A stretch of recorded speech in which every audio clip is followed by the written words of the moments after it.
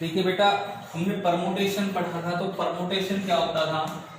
Permutation होता था आपका कि n डिफरेंट ऑब्जेक्ट्स के अंदर से r यदि ऑब्जेक्ट को हम अरेंज करते थे, तो n डिफरेंट ऑब्जेक्ट थे टेकन गिवन, उसमें से r यदि ऑब्जेक्ट को हम अरेंज करते थे तो बेटा फॉर्मूला होता था n factorial upon n minus r factorial. आज हम पढ़ना चाह रहे हैं बेटा कॉम्बिनेशन। तो कॉम्बिनेशन क्या होता है कि n डिफरेंट ऑब्जेक्ट में से हमें r को सिलेक्ट करना होगा। n डिफरेंट ऑब्जेक्ट के अंदर से हमें r ऑब्जेक्ट को सिलेक्ट करना हो बेटा, r ऑब्जेक्ट को क्या करना हो? सिलेक्ट करना हो। परमुटेशन का मतलब क्या होता था? अरेंज करना होता था बेटा, और कॉम्बिनेशन का मतलब क्या होता है बेटा? सिलेक्ट करना होता है। तो अरेंजमेंट और सिलेक्शन में क्या फर्क है बेटा, वो चीज बता देता हूं मैं।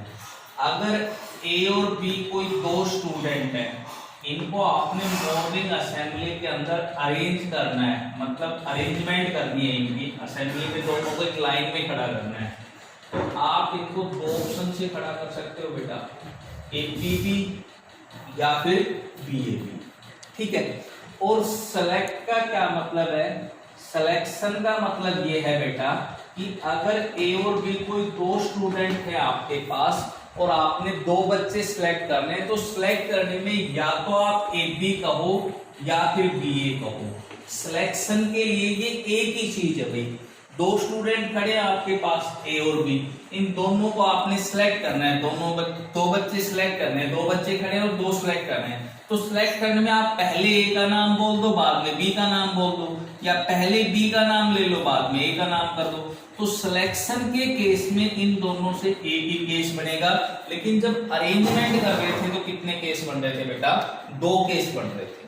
तो अरेंजमेंट जो होता है आपका वो कहलाएगा परमुटेशन, और जो सिलेक्शन होगा बेटा वो आपका क्या कहलाएगा? कॉम्बिनेशन कहलाएगा। ये क्या कहलाएगा? कॉम्बिनेशन कहलाएगा। तो आज हम कॉम्बिनेशन ही पढ़ना चाह रहे हैं। तो कॉम्बिनेशन क्या होता है? कॉम्बिनेशन होता है कि n डिफरेंट ऑब्जेक्ट्स में से हमें r ऑब्जेक्ट को सिलेक्ट करना हो, तो टोटल नंबर ऑफ केसेस क्या बनेंगे? n डिफरेंट ऑब्जेक्ट हो, r यदि हमें सिलेक्ट करने हैं तो फॉर्मूला बनेगा बेटा n factorial upon r factorial into n minus r factorial. Permutation जो बनता था बेटा वो बनता था n factorial upon n minus r का फैक्टोरियल। दोनों फॉर्मूले आप अच्छे से देख लो बेटा। परमुटेशन में होता था npr is equal to n factorial upon n minus r factorial, लेकिन कॉम्बिनेशन के अंदर आएगा n factorial n minus r factorial के साथ साथ नीचे वाले का फैक्टोरियल और भी आएगा बेटा, ठीक है। तो ये था आपका कॉम्बिनेशन। अब सोल्व करोगे, जैसे मान लीजिए आपसे वो कहेगा 8c3 को सोल्व करो, तो आप इसको लिखोगे 8 factorial upon 3 factorial into 8 minus 3 का फैक्टोरियल। तो ये आपका आएगा 8 factorial upon 3 factorial into 5 factorial. तो ये आएगा 8 7 6 5 फैक्टोरियल अपॉन इसको लिख दोगे 3 2 1 और इनटू 5 फैक्टोरियल। ये कैंसिल, 6 से 6 कैंसिल, तो आपका आंसर आ जाएगा बेटा 56, ठीक है। अब एक चीज ध्यान रखना, अगर कॉम्बिनेशन किसी का भी 0 के साथ पूछे तो इसकी जो वैल्यू रहेगी बेटा वो 1 आएगी। कैसे आएगी देखिए, फॉर्मूला लगाइए, ये आएगा 5 factorial upon 0 factorial into 5 minus 0 का फैक्टोरियल। ये फॉर्मूला लगाया आपने n factorial upon r factorial into n minus r का फैक्टोरियल। तो ये रिजल्ट आएगा बेटा 5 फैक्टोरियल, 0 का फैक्टोरियल की आप वैल्यू पढ़ के आए हैं 1 होती है, और 5 माइनस 0 हो गया बेटा 5 फैक्टोरियल। इससे कैंसिल हो जाएगा तो क्या वैल्यू आएगी आपकी? 1 आएगी। यानी अगर कॉम्बिनेशन में 0 के ऊपर वैल्यू पूछेगा तो क्या आंसर कर दोगे आप? 1 कर दोगे। अगर दोनों वैल्यू कहीं सेम पूछ ले, 4 से 4 5 से 5 ये वैल्यू पूछ ले, यदि n और r दोनों आपके सेम दे दे तो उस केस में भी बेटा आंसर आपका 1 ही रहेगा। देखिए फॉर्मूला अप्लाई करके इसके ऊपर अप्लाई कीजिए कि n हो गया, ये r हो गया, तो NCR होता है बेटा n factorial upon r factorial into n minus r का फैक्टोरियल।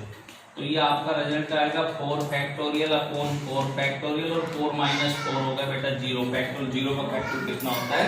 1 होता है। ये कैंसिल हो जाएगा, क्या रिजल्ट आएगा बेटा? 1 आ जाएगा। तो अगर दोनों वैल्यू आपकी n और r सेम हो जाते हैं बेटा, तो आपका आंसर 1 रहेगा। और यदि r 0 है, उस केस में भी जो आपका आंसर आएगा बेटा वो क्या रहेगा? 1 ही आएगा। ठीक है, तो ये आपका परमुटेशन आपने सोल्व, इस एक्सरसाइज में आपको पढ़ना है बेटा, कॉम्बिनेशंस को सोल्व करने के लिए पढ़ना है। ठीक है, नेक्स्ट एक इंपॉर्टेंट रिजल्ट है बेटा यहां,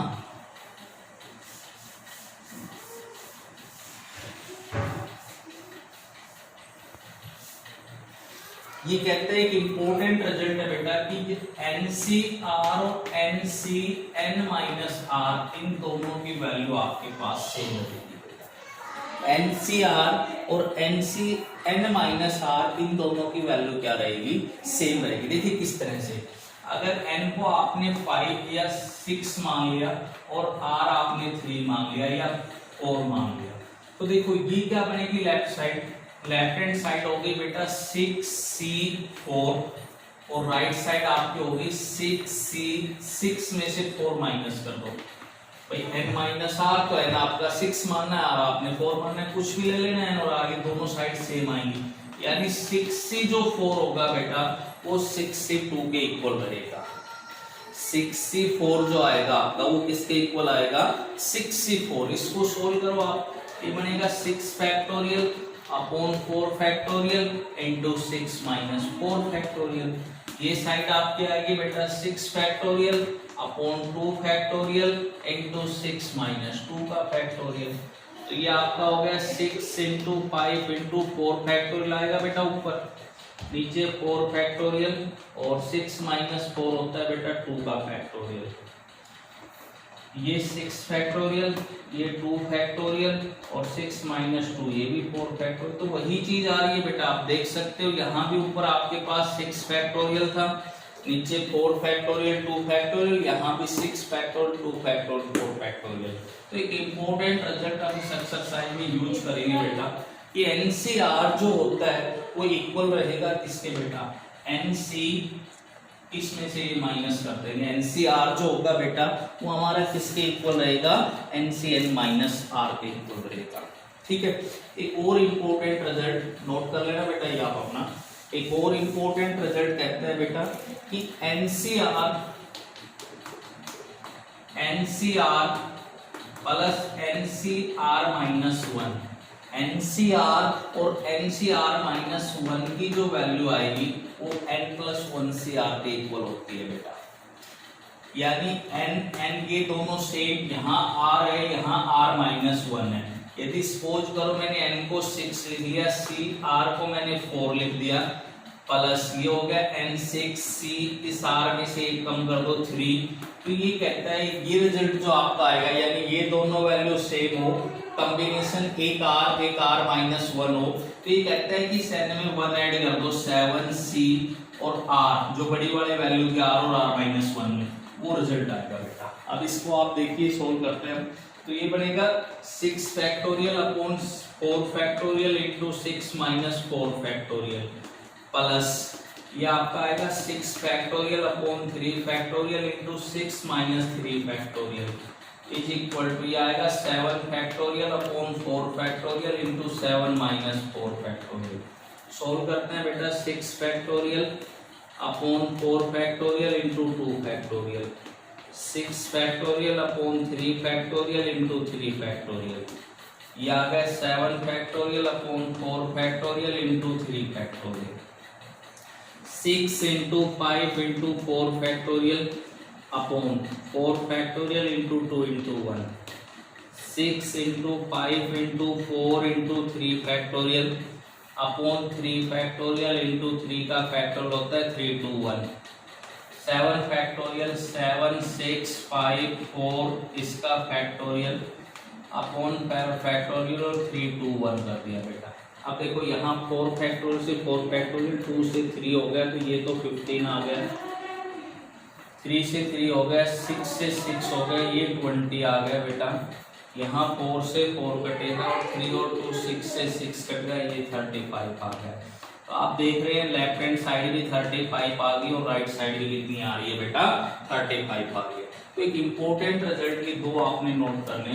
पहला इम्पोर्टेंट रिजल्ट है बेटा कि एनसीआर की जो वैल्यू रहेगी वो एनसीएल माइनस आर के इक्वल होगी, और दूसरा रिजल्ट है कि एनसीआर प्लस एनसीआर माइनस 1 ये दोनों सेम हो, एक आर माइनस 1 हो, तो इसकी जो वैल्यू बन जाती है वो n+1 c और क्या आ जाएगी, बड़ी वाली वैल्यू आ जाएगी r। ठीक है बेटा, तो ये दो इंपॉर्टेंट रिजल्ट थे। अब एक्सरसाइज के ऊपर देखिए, एक्सरसाइज करते हैं।